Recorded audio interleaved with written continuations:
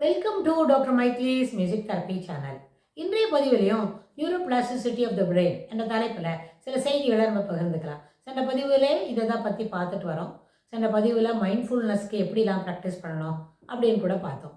இது what are all the practices which improves our ability to store, which improves our ability of the brain to store proper.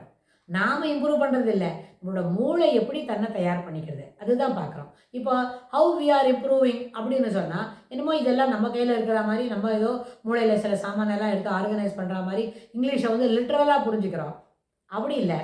It happens on its own. நம்ம ஒரு பழக்கம் தான் பண்ணுறோம், அந்த பழக்கத்தை அது தன்னை தயார் பண்ணிக்கிறது, அந்த பழக்கத்துக்கு தன்னை அதுக்குள்ளே அகாமடேட் பண்ணிக்கிறது. The more we are giving the stuff.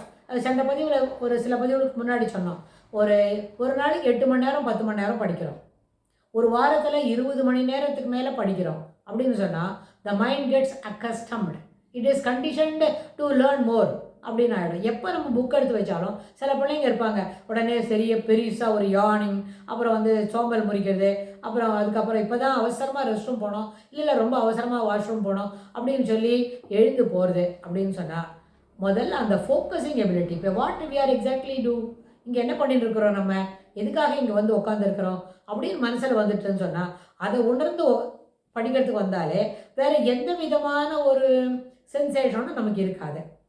So இப்போ முன்னாடி சொன்ன மாதிரி whatever we want to do immediately அதுக்கு என்னவோ தன்னை தயார் பண்ணிக்கணும். அதுக்கு தான் சொன்னோம், இம்மீடியட்டாக என்விரான்மெண்ட்டில் என்ன இருக்குது, what is that it demands our attention அப்படின்னு சொல்லி நம்ம பார்த்தாக்க ஹவு டஸ் இட் டிமாண்ட்ஸ் அப்படின்றதே பார்க்கணும். சும்மா வந்துட்டு போகிறது வேற இல்லை.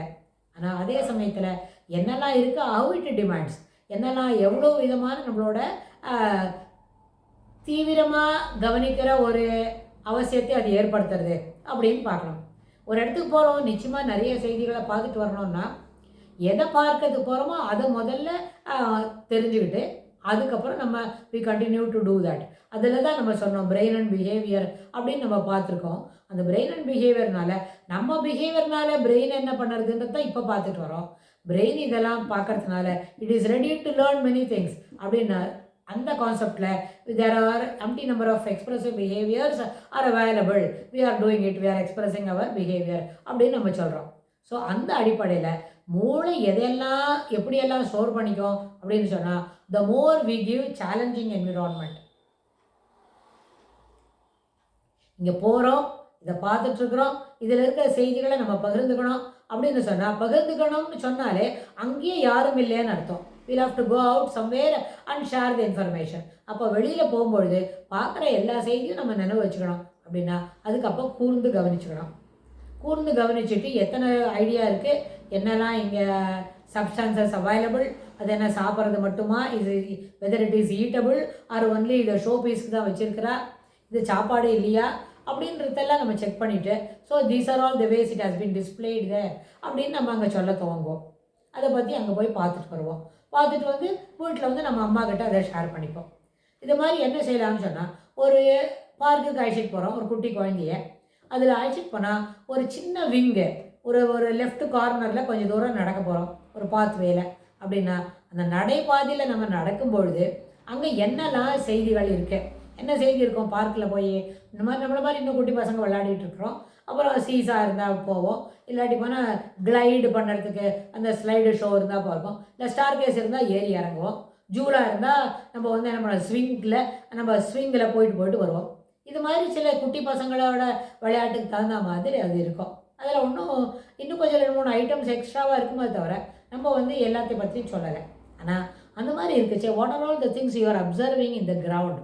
பாத்வேல நடக்கும்போது லெஃப்ட் சைடில் என்னெல்லாம் பார்க்குறேன், ரைட் சைடில் என்னெல்லாம் பார்க்குறேன், என்ன மாதிரி குட்டி குட்டியாக அந்த என்ன டைனி டாட்ஸ் போல் பூவெல்லாம் பூத்துருக்கு, வாட் என்ன கலர்ஸில் என்ன கலர்லலாம் ஃப்ளவர்ஸ் இருக்குது, எந்த பூவெல்லாம் இட் லுக்ஸ் நைஸ், சிலதெல்லாம் வந்து பஞ்சில் இருக்கா, சிங்கிள் பூ இருக்கா அப்படின்லாம் நம்ம பார்த்துட்டு போகிறோம்னு வைங்க. இது பார்க்கும்பொழுது வாட் எக்ஸாக்ட்லி இட் ஹேப்பன்ஸ் சொன்னால், நம்ம பிரெயின் வந்து இதுபோல் நம்மளுக்கு எத்தனை வாட்டி அப்சர்வ் பண்ண சொன்னாலும் we are ready to do that அப்படி நாம் நினைக்கிறோம்ல, because of the colourful things and other. Aspects which are available இந்த பாத்வே. அது மாதிரி அந்த பிரெயின் என்ன பண்ணும், தொடர்ந்து நம்ம படிக்கிறோம் அப்படின்னு சொன்னால் it is ready to learn, it is ready to store the information. அதுக்காக புது நியூரல் நெட்ஒர்க்கு, நியூரல் லூப்பு, நாட்டு அதெல்லாம் தயார் பண்ணி ஒரே ஃபோல்டரில் போட்டு வச்சுக்கிறதுக்கு அது ரெடியாக இருக்கும்.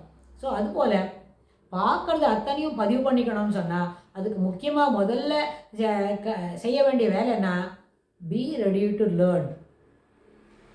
Be ready to learn new things. ஒரு என்விரான்மெண்ட்டில் என்னெல்லாம் இருக்கும். அப்போ சேலஞ்சிங் 4 hours தொடர்ந்து எல்லாத்தையும் பார்த்துட்டு வரணும். இங்கே இருக்கிறதெல்லாம் அந்த எக்ஸிபிஷன் ஃபுல்லாக போய் பார்த்துட்டு தான் வரணும் அப்படின்னா அதுக்கு 4 hours ஆகும்னு சொன்னால் 4 hours நடந்து போய்கிட்டே இருக்கணும், எல்லாத்தையும் எழுதணும், எல்லாத்தையும் பார்த்துக்கிட்டே வரணும், நோட்ஸ் எடுத்துக்கணும். ஸோ இது எல்லாமே என்ன நடக்கும், அதை அப்சர்வ் பண்ணுற அந்த எபிலிட்டியை வளர்த்துக்கும். அதனால் இந்த பிளாஸ்டிசிட்டி ஆஃப் த பிரெயின், அதாவது பிரெயின் மாடிஃபிகேஷன் நடக்கிறது இல்லையா, அது நம்ம முயற்சியில் இல்லை. நம்ம இந்த மோர் படிக்கிறதுக்கு படிக்க அது வந்து பிரெயின் வந்து தன்னை தானே மாடிஃபை பண்ணிவிட்டு எல்லாத்துக்கும் அகாமடேட் பண்ணும். ஸோ இது எப்படி நடக்கிறதுன்னு சொன்னால் மறுபடியும் இது ஒரு வியப்பிலும் வியப்பானது. அது நம்ம மனித மூளையில் தொடர்ந்து நடக்கிறது. ஸோ இதை பற்றி இன்னும் விவரமாக வரப்போகிற பகுதிகளில் பார்க்கலாம். தேங்க்ஸ் ஃபார் வாட்சிங்.